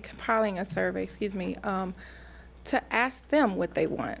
I think we're learning to now ask them what they're interested in, what they want to see inside their rec centers, what they want for us to provide for them. So I think with their input, it makes it more personable, and they provide that feedback to us. And when they do, at that time is when we offer those services and partner with other agencies in the city to provide those exact services. Like you said, the young ladies, we actually have a couple of empowerment groups throughout our rec centers and girl clubs that we've developed that they're highly interested in. So we have a lot of girls in attendance for our app program as well as our Cap City Nights. Awesome. And just the last question. Are the city facilities ADA compliant? Can our students with special needs, wheelchairs, all of those, are there places and programs where those exceptional students can participate? Yes, absolutely. We have a center actually specified for therapeutic rec. So yes, they can go. I attend all the time. I have kids that attend in wheelchairs, there's special needs, lots of equipment ready for them so they can participate as well. Yes, we don't discriminate. Awesome. And we welcome that. And so my consistent question, from a policy standpoint or anything that we can do as a board, is there anything that we could do to support your work or to be better partners with the city in the area of the young people that we share in Parks and Recreation? Always. We always welcome your input and support anytime with any program that we have to offer. And we thank you for that. We thank you for offering that opportunity to us. Awesome. Thank you. Thank you. Any other questions from board members? Any other comments? Thank you very much, Ms. Harris. Thank you. Nice to see you here. Have a good night. Deputy Superintendent? Well, as you can see, there's a lot of good work already in place and completed in coordination with members of the community. The work, however, is far from done. The administration is looking forward to receiving the board's continued feedback as the planning and work continues with these 3 work groups. Thank you for the opportunity to provide you this update this evening. Thank you very much. Mr. Superintendent? Thank you very much. Thank you, colleagues, for your engagement on that. Anne, let's ask our internal auditor if she has anything to share with the board this evening. Thank you, President Baker. Vice President Cole, members of the board. At the January 25th ANA meeting, the committee agreed with my recommendation that I confirm the Office of Internal Audit's organizational independence to the board. The Institute of Internal Auditors Professional Standards 1100 require the chief audit executive, that's me, of an organization confirm to the board at least annually the organizational independence of the internal audit activity. The Institute of Internal Auditors interprets organizational independence to be in effect when the chief audit executive reports to the board and the board does the following: approves the internal audit charter, which you have done, approves the risk-based internal audit work plan, approves the internal audit budget and resource plan, approves decisions regarding the appointment and removal of the chief audit executive, and approves the evaluation and salary of the chief audit executive. The board has approved all of the above. In addition, all auditors have signed statements of independence regarding any audit areas they are assigned to. Based on the previous statement, I confirm the organizational independence of the Columbus City Schools Office of Internal Audit. Thank you very much. Any questions from board members on that? Board Member Hudson? No question on it, but that certainly is, it's an important analysis and one reviewed with the committee. I just would add that our next meeting, did you want to talk about the pre-meeting meeting as well? Right. I think you've all received the invitation from the Auditor of State to attend their closing conference meeting. And directly after that meeting, the Audit and Accountability regular meeting will be at 3:30. So the pre-meeting is in the same room at 2:30, and then the A&A meeting, which is open to the public, is at 3:30. Board Member Hudson. If I can, thank you, President Baker. This Thursday, the 23rd, 2:30, Auditor of State, so that's a meeting that all board members are invited to attend. You do not need to stay for the, but you're very welcome to stay for the Audit and Accountability Committee meeting immediately following. Very good. Does that conclude your report, Madam Internal Auditor? Yes, it does. Thank you. Thank you very much. And now let's call upon our treasurer to provide a brief report. Mr. Treasurer? Certainly. President Baker, Vice President Cole, members of the board, this evening I'm here to present to you the monthly financial report ending January 31st of this year. Year-to-date through January, revenues are currently running under plan, and expenditures for the 7th month in a row are running under plan as well. In the revenue category, you'll see that while that variance of $41 million under plan seems rather significant, it is entirely due to the fact that we're in property tax collections, and we get advances that the timing of which are pretty much out of our control, and we expect that that variance will work itself out in the coming months. So as you can see, as we look at revenues, property taxes are the significant contributor to the negative variance. We did go through this month and align the annual plan that we have for month-to-month expenditures and revenues to the October forecast, which brought some of these variances back in line. Heretofore, some of the lines had pointed to the previous forecast back in May, so we did that update now that we've got the October one approved and revised, and so you can see that the state revenues that were previously running above plan are now pretty much on target as we revised that estimate upwards. And other operating revenues, they did increase their variance about $1.2 million more, and that was a combination of reducing the plan a bit to align with the forecast, and then also about $800,000 in a property tax settlement monies that came in, again the timing of which is difficult to predict. In the non-operating area, there were no changes from the previous month. This displays for you the relative, the relationship between the various sources of revenue and those variances in a graph form. And then again, we watch this month to month to see if our assumptions about last year being a good indicator for flows in the current year, and save for a couple of exceptions, that seems to be holding fairly true. You can see here in January the large dip from actual versus the plan, and again that's due to the collection period, which should work itself out. We also anticipate in the area of property taxes, this is the first tax collection under the newly approved levy. That has not been added into the plan, so we should see a very favorable variance in that revenue line item probably by the end of March or early April. On the expenditure side, personnel continues to run slightly above plan. We've talked about our 27th pay issue this year that wasn't included in the original plan, and we think we're tracking that very closely. We spent a fair amount of time in the Finance Committee meeting last Thursday discussing the non-personnel area and a request to dive deeper into that area, which we're currently preparing some work on that to see if the underplan variance that's reflected in the financial numbers correlates to any sort of a behavioral difference. In other words, are we doing something that we had, or are we not doing something that we had planned to do originally? So we'll have some work to do on that and make a presentation here in March at the next meeting to the FAC. Community schools, we realigned that number to the 5-year forecast, and as I've mentioned to you before, we've appropriated about $180 million for that expense. The recent data from ODE, most current data from ODE, indicates it running at about $178 million. So we anticipate that this line may continue to run under plan and end the year about $2 million under plan. So that's much better. That's the variance we would prefer. Non-operating, again, no change in that line item, and total expenditures at about $8.7 million under our plan. Again, just showing the relative the comparison of the various categories. As you see, personnel certainly is the dominant expense, but all the categories are pretty much on plan here year to date.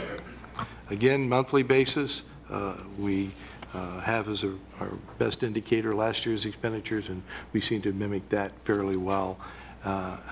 Also, but again, as I said, we'll be looking into these variances a little bit deeper to make sure that there either is or is not a particular behavioral difference, and it's just variances due to some of the vagaries of trying to plan month to month from this financial perspective. We did meet last Thursday, first meeting for our new chair, Board Member Peretti, with a new member, Board Member Brown, and continuing to provide continuity, Board Member Hudson. So we'll meet again in March. I don't have that date. I think it's about right in between the first and second board meeting, open to the public, and that concludes my report. If you have any questions, I'd be glad to address them. Thank you, Mr. Treasurer. Are there any questions from the board?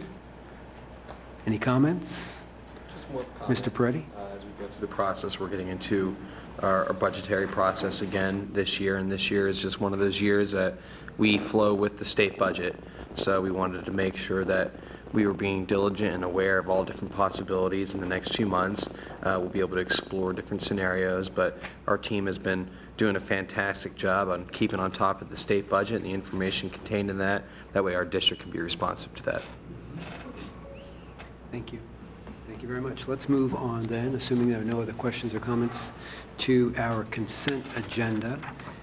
Is there a motion that the consent agenda be approved as presented? So moved. Moved and seconded. All right, is there discussion on any particular piece of legislation within the consent agenda this evening, board members? Ms. Gibbs. Sure. I think a couple people may be interested in the legislation about Gifted Academy.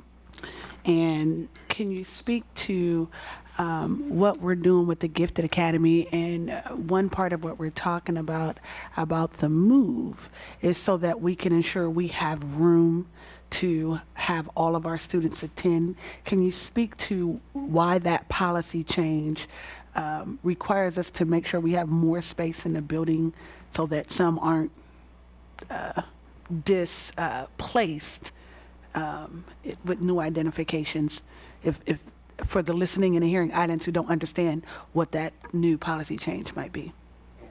Before you do that, Mr. Superintendent, I'd like to ask anyone who is here on behalf of Columbus Gifted Academy, please stand. Yeah, Gifted. Thank you for being here this evening. Thank you. Did I say global? I mean, Gifted. Yes. Thank you. Yes, thank you for being here. That's Mr. Superintendent? Thank you, President Baker. To Board Member Gibbs, I'm actually going to ask Dr. Boyle to come up. Are you back here still? Very good. And because it is, there are two key changes that she knows firsthand, so thank you. President Baker, Board Member Gibbs, thank you for the question. So there's actually two components to that question. The first has to do with all things being equal. When we opened Columbus Gifted Academy, we were continuing a thriving Eclipse program that was an elementary program and maintained those 12 classrooms originally within the Gifted Academy. The middle school program was a pilot at that time, and we only opened seats for 100 students in the first year. As those elementary students who began with us 2 years ago roll up grade level to grade level, it requires additional seats at the middle school to accommodate the students currently there. Additionally, the state has a law for gifted, like it is for everything else, that we need to ensure we provide equal access to any student who's eligible for the program. So if students maybe opt not to attend as a third grader, but then as a sixth grader have the same qualifications, but would now like to attend, we have to make that service available to them. Or if a student is newly eligible, we do testing all throughout the year, and so they might just today become eligible, we need to make sure we have a seat to accommodate them next year. With that, it also means that any resident student who doesn't currently attend Columbus City Schools but would like to return has a seat. In fact, just in the last 5 days, we have re-enrolled 4 Columbus City School students who had chosen to attend private or charter schools elsewhere in the city. And we'll be starting CGA, I think the last 2 of the 4 start tomorrow. So we need to make sure that we can accommodate those students. The second piece to this has to do with the change at the state level. As you've heard me speak about for many years now, and I promise I'm not crying wolf, the state has been undergoing a revision of the gifted operating standards for the past 4 years. And we finally are at a point where they've been passed out of the state board. They are in their very last step before final approval and implementation. And those should go into effect next fall. One of the key changes that impacts Columbus Gifted Academy is that up until now, the class size ratio for self-contained gifted classrooms at the middle school and high school level has been 25-1. That could potentially change to 20-1 in the future. So we need to make sure that we're able to accommodate that kind of ratio moving forward. And that could be a mid-year change, is my understanding. It could potentially be a mid-year change whenever they decide to put an effective date. We are ready for it, though. Other questions, Mr. Brown? Just really more of a thank you. I received at least 25 or 30 emails from parents, and I believe there was at least one student and others who had great things to say about Columbus Gifted Academy and supported the change, the move to Everett. And I just want to say thank you to all of those folks for their input. Some really good stories that personal stories that were included. So, indeed, Mr. Vice President. Thank you, Mr. President.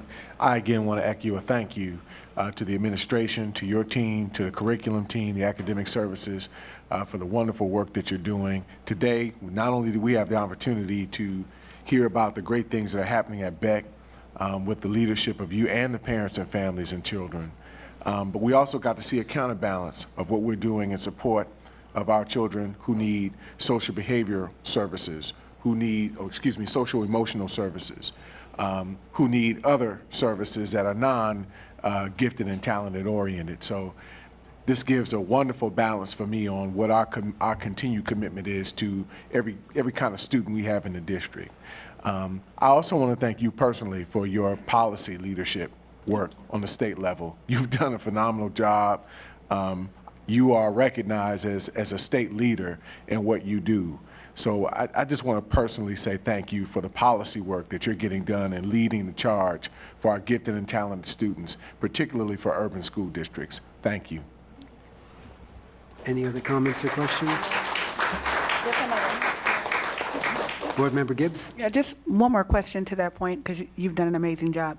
When we started with Gifted, we wanted to make sure that we had a very robust program identifying all students who are gifted. Can you give us an update on how we have done on identifying students of color that are in the gifted program, and how this expansion would benefit that specific initiative that we promised the community when we opened?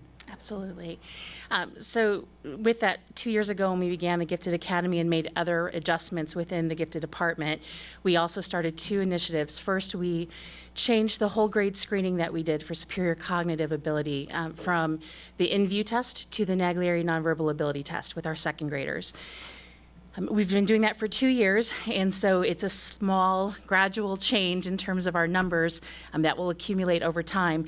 But just after the first year of utilizing the Naglieri nonverbal ability test, we saw our number of second graders identified as superior cognitive ability triple from just under 30 to almost 90 in that 1 year. And the diversity of those students went from being 97% white to 40% white and 60% students of color with that particular cohort. So we look forward to that continuing so that we can ensure all of our students are represented in our programming.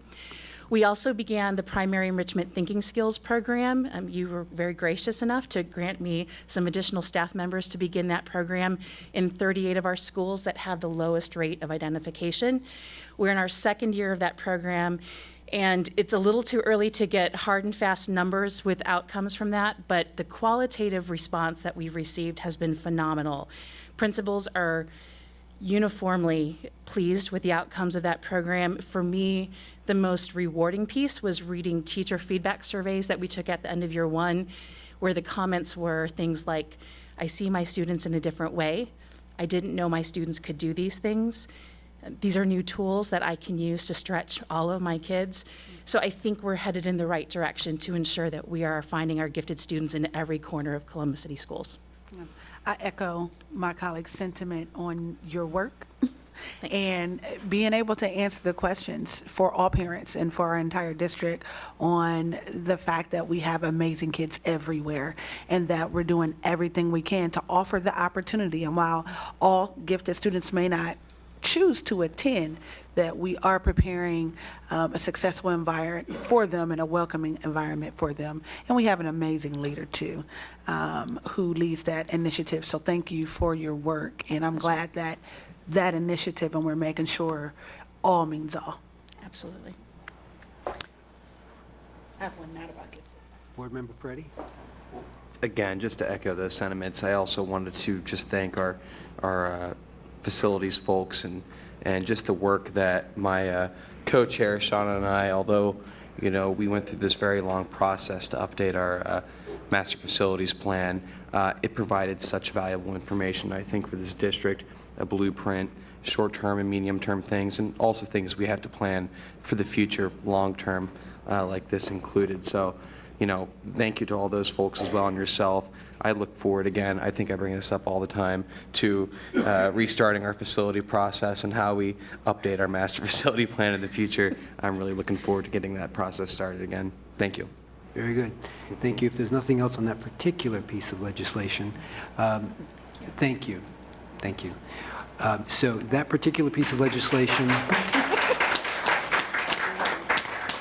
that item is part of our consent agenda. So after all board members have had their questions answered on all pieces of legislation within the consent agenda, we'll vote. And so we'll vote on a bunch of items all at once. So at the end, the treasurer will announce whether or not the consent agenda has carried. And at that point, if it's yes, then you will know that we have voted to rename the school. So just so you know the process. Ms. Gibbs, other questions? Yes. And I'm going to ask you as we continue to talk about being solution-driven district to speak about the Woolworth Park solution and our Countdown to Beechcroft team and the Woolworth Park feeder pattern, and to talk about our solution to what has been overcrowding and how we're going to address that. Thank you, President Baker. To Board Member Gibbs, I'm going to ask Diane Agnes, do you want to come on up? And maybe Maurice Oldham and Alex, I think you're here as well. So there are several individuals that can address this from programmatic as well as facility perspectives. And it looks like Diane and Alex have drawn the short straws. So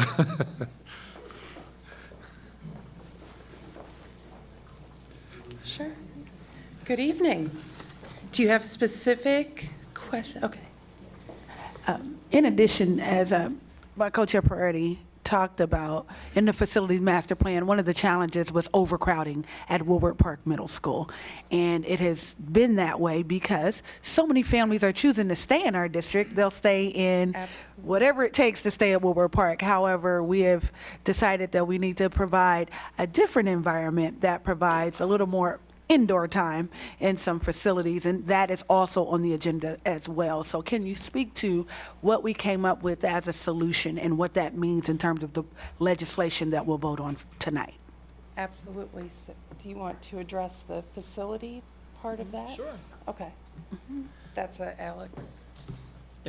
President Baker, to Board Member Gibbs, so Diane will speak very eloquently to the academic side of it, but speaking strictly to the facility side, I feel like I always need to say what we kind of set as the preface to facility master planning, which is that it's a living document. So as much as we try to memorialize a snapshot in time, things are still very fluid. And so in this case at Woodward Park, we find ourselves with an opportunity in front of us with the recent departure of Marburn Academy from a facility that the district had closed many years ago and had leased to them. So knowing that we have this capacity issue at Woodward Park, where we've had a 6th grade that's basically been contained to a modular classroom facility, we now have the opportunity to put them into a permanent facility.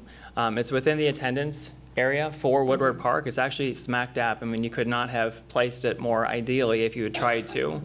So it really is in the heart of the community. It'll give many of our students the opportunity to walk to school. And certainly Principal Agnes can speak to the culture that she's going to ensure that we maintain there, operating as one Woodward Park Middle School with just a remote campus that is designed specifically for those 6th grade students. But before I turn it over to her, I do also want to comment about the facility master plan process that we went through last year that did recommend something quite different long-term. So we're definitely looking at this as a short to medium-term solution, with long-term a solution where we build a dedicated middle school that would be on the Beechcroft Middle School site, so that there would be a specific middle school that feeds into Beechcroft, which is something we miss right now, where we have one Woodward Park that splits between Northland High School and Beechcroft High School. So as you said, we are very lucky at Woodward Park. We enjoy a very high enrollment due to, I think, because we have great programming at our building. And so one of the advantages, I always tell parents that there are many more advantages than there are disadvantages to us being a large building. And some of those are that we can offer them more programming. We're one of the gifted units for the district. We offer more unified arts programs than other buildings are able to. We have more technology, and all of that will carry over into that 6th grade building. So 6th graders who attend, if the resolution passes, Woodward Park at Walden, because the name is also on the agenda this evening, will have all of those same offerings. They'll have the exact same services with ESL, with special ed, with unified arts. And as far as scheduling goes, I've tried, at least with the draft schedule that I have in place right now, minimizing that travel for teachers so that they are available for the entire day at the building for students. So there will be unified arts teachers there for the entire day, for phys ed, for foreign language, for computer. And I left one off. Art, thank you. And art assigned at the building. The other advantage that we will have is we are going to take this opportunity to do some things a little differently. So teachers will all be organized at the 6th grade level into 2-person teams. It will reflect a little more closely the way students are organized at the elementary level. So we'll kind of step them into that transition at the middle school level, work with them on those academics and the organization. We know middle school is a hard transition for them. So the teachers will be taking advantage of this opportunity to do some things a little more creatively. Be doing some things more creatively at the 7-8 building with our schedule, because our unified arts schedule will look a little different. So it opens some opportunities for us with that as well for them. Any other questions from board members on this particular item? Ms. Gibbs? Just really quickly. So it's one school, so the students will still get to participate in sports. They'll still have an opportunity to do extracurriculars and still be provided district transportation, correct? Yes. Okay. I just want the community to hear that they're still afforded all of the same programs and services, as well as support services that they'll have at the main building. All of the support services, some of our extracurriculars will be duplicated at the 2 sites, and others, students will be open to come to the 7-8 building. Of course, for athletics, they're not eligible until 7th grade to play athletics, so we won't have that to deal with until they come to the 7-8 building. But for other extracurriculars like STEM and other clubs, some of those will be duplicated and others, we're working with transportation for inactivities transport for them to come to the 7-8 building to do those activities as a whole building after school. Okay, thank you very much. Thank you both very much. Any other questions or comments on any other? Board Member Hudson? I'm sorry, but this is about the bridge, and thank you for, I'm glad we have good signage. I should have raised this earlier, but I just want to ask, is it our bridge? Is it, so did the schools build it? And just wondering, like, you know, who owns the bridge and how we're doing all this? Mr. Trevino? President Baker to Board Member Hudson. I don't know if I can answer who built the bridge. I know we did research that back when the initial question did come up. And unless you remember, Mr. Oldham, that part, I can certainly answer the rest, but that part I'm not remembering. So President Baker, Vice President Cole, Board Member Hudson, in our research, we found some old documents where the bridge is the property of Columbus City Schools. The bridge falls, if you look at the bridge really goes over top of a railroad track.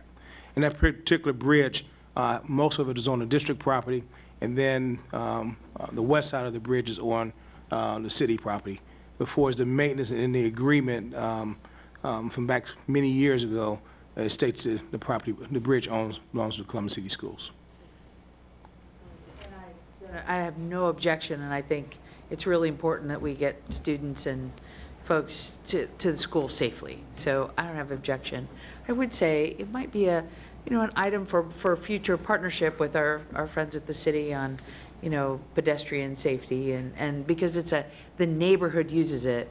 I just think it, you know, just like sidewalk maintenance and other things, it might be I would look for that, but I do think, I'm glad we're making it a priority to keep our students and neighbors safe. Any other questions or comments on any other pieces of legislation within the consent agenda this evening? All right, hearing none. Mr. Treasurer, go right ahead. Ms. Gibbs? Yes. Ms. Hudson? Yes. Mr. Peretti? Yes. Ms. Reyes? Yes. President Baker? Yes. Mr. Brown? Yes. Vice President Cole? Yes. That motion carried. Thank you. Now, those of you who were here for Columbus Gifted Academy, please feel free to leave now. Don't feel guilty about that. No hard feelings. Thank you for staying so long. Thank you. Mr. Superintendent, have you anything you'd like to share? Introduce him now before leaving. Oh, you gotta tell them. They've been so good. They have homework. He said they have homework. Yeah. And to all the little ones. Should all get extra credit for staying here this long. So, Mr. President Superintendent. Baker, Vice President Cole, members of the board, it's a pleasure for me to introduce to you your newly approved Director of Employment and Staffing. He comes to us by way of an airplane from Florida and will be returning in the morning, but it's our pleasure to welcome to Columbus City Schools Mr. Richard Bailey. Richard, could you please stand?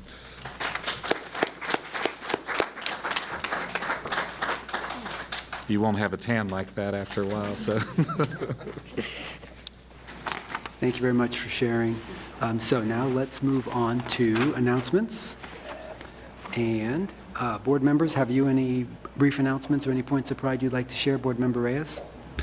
Yes, thank you, President Baker. So I would like to just talk a little bit about the Public Engagement Committee, with the help of our students, have began a new radio programming show. Our students have named it Kicking It with Columbus City Schools. And what this is a student-run, student-produced, student-written, and student-starred production, 30-minute segment that'll run in different dates throughout the year. and it'll rotate between our different high schools. Students will be selected with the help of our student ambassadors and the school administrators to ensure that we're getting a diversity of students, from those who are wanting to be in that business, and for those students that maybe just needed that little extra curricular activity to get them interested in other academic endeavors. We kicked it off last Tuesday with Eastmoor High School. Alicia, they did an excellent job. They were a little nervous, but we had them conduct the commercials. So about 3 students did the commercials that'll be running on WCBE. So they'll be telling you what they're going to be talking about, their points of pride. And then shortly thereafter, the students did a roundtable about all the different activities, the different things that Eastmoor is doing. And again, this is written by the students, so they get to decide what the agenda, what the topic is. They may choose to keep it within the student body. They may choose to bring somebody into interview. They may choose to talk about their role, their city championship, whatever the students, within reason, choose to, and supervise, choose to talk about they're doing. So we ask for your support. Their first show will be February 26th at 3 p.m. on WCBE, and that's Eastmoor High School. And if you look, continue to look on our website for further showings. Fort Hays actually taped today, and they did an excellent job, as you can imagine Fort Hays School of the Arts doing. And next up is Downtown High School. And we have we'll cover about half of our schools before the end of the year, talking about whether some of our students want to work over the holidays, but we'll have some recurring shows going through, and then we'll capture the remaining schools next year and hope that this will continue going. The students were very enthused. I want to thank the Fort Hays, Dr. Ruffin and his staff for their willingness to bring this onto their campus. Alicia Gillison for her assistance in helping us connect with the administrators and with our student ambassadors to not only come up with the name, but the whole process. So we're really, really, really, really excited about this new initiative. So kicking it with Columbus City Schools, with our students, February 26th, 3 p.m. Thank you very much, Board Member Reyes. I can't wait to hear it. Are there other announcements, Mr. Vice President? Yes, very quickly. Thank you, Mr. President. I had the opportunity about 2 weekends ago to attend the concert at Westmoor Middle School, where music is definitely unified arts, but definitely music is quite alive and well in our school district. West High performed, Westmoor, a number of the West Side and schools, they did a phenomenal job. Miss Betty Hill, can't say more about her than has already been stated, and certainly the administration and team at Westmoor and all of our West Side schools that participated in that concert. Those students performed phenomenally. They really did. Interestingly, one of those students, I can't remember her name, but one of those students was kind of given sheet music maybe about a half hour before the concert. So she had no opportunity to really practice this music with everybody, but she went up there and she did an outstanding job. She really did. She performed phenomenally. This is also so great because parents get involved as well. So on an annual basis, there's a parent that drums. He does percussion up front in support of this concert. And final, I want to thank the Ohio State University for its participation. They've had the unique relationship with this body of musicians for some time now, but definitely over the past year. What they've been doing is, not auditioning, but practicing with these children, training them in music, and then preparing them for this big concert. So not only did they come there to conduct, and the gentleman who actually has a student at Centennial High School. So there's a gentleman who is one of the band directors for OSU. has a student at Centennial High School. He actually conducted one of the music pieces. So I just had a wonderful time. I want to thank all the staff that were involved, and most especially congratulate our students on just a phenomenal performance. Thank you for sharing that. Thank you very much. Ms. Gibbs? Yes. So, a few things. We had an amazing Innovation and Reform Committee kickoff, and we are focusing on what does the next generation of high schools look like academically? What does a successful graduate look like, and how do we close the gap with the programming and the academics that we offer? Ms. Cherie Wells presented an amazing look, engaging, and very interactive presentation. And because of it, Dr. Stanford let us know that we received our first online suggestion for an innovative program for our schools. And so the word is getting out. I thank my colleague, Board Member Brown, for attending his very first Innovation and Reform Committee meeting, and he participated with his little person. I mean, he was very good.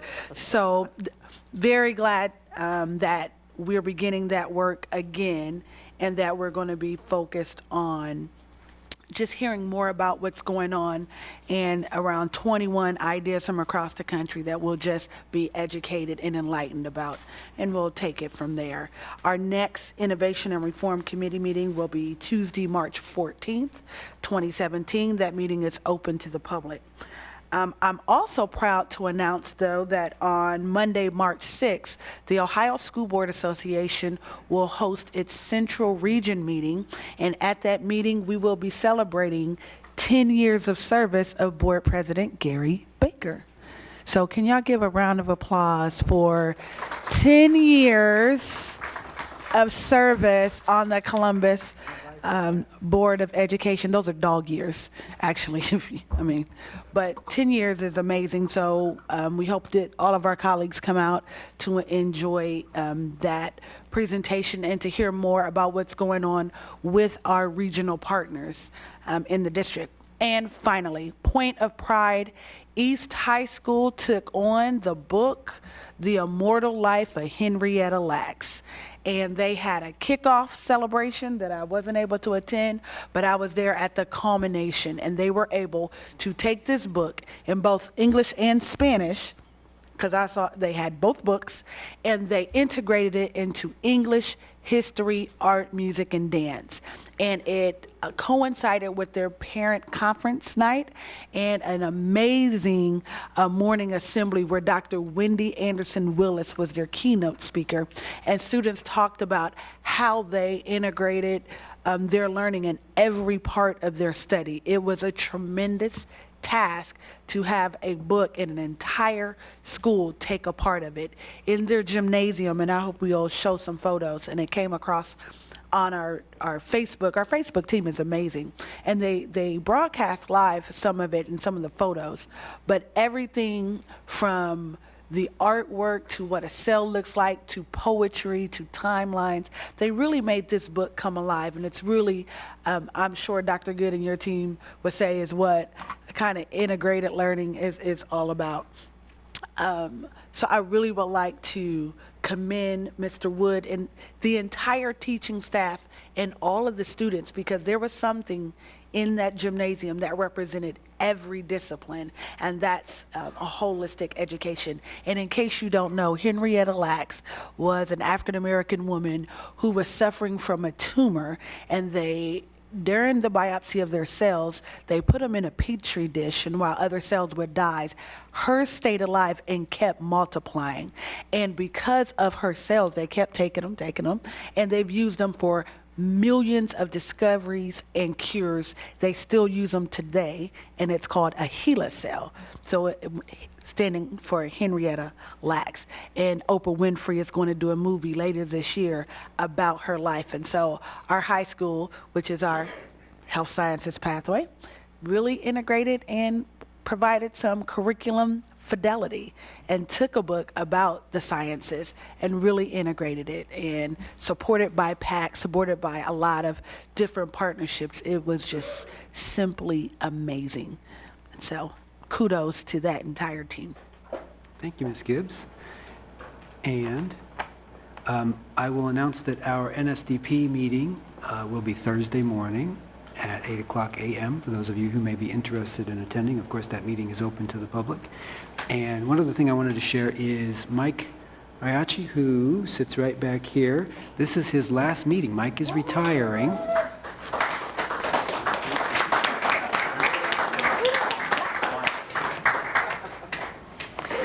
So thank you for your years of service to the board. We appreciate it very much. You'll be missed. Can you ask me if you want to say anything? Do you want to say something, Mike? No, I didn't think so. I didn't think so. How many years? How many years, Mike? Down here, probably 10, How about in total for the district? 15-ish. Okay, thank you for your service. Any other announcements, any other points of pride from board members? If not, if all hearts and minds are clear, the chair will entertain a motion that we adjourn. So moved. Second. Moved and seconded. Hearing no further discussion, Mr. Treasurer? Ms. Hudson? Yes. Mr. Peretti? Yes. Ms. Reyes? Yes. President Baker? Yes. Mr. Brown? Yes. Vice President Cole? Yes. Ms. Gibbs? Yes. And that motion carried. Thank you. We stand adjourned. Have a good evening, everyone. Right.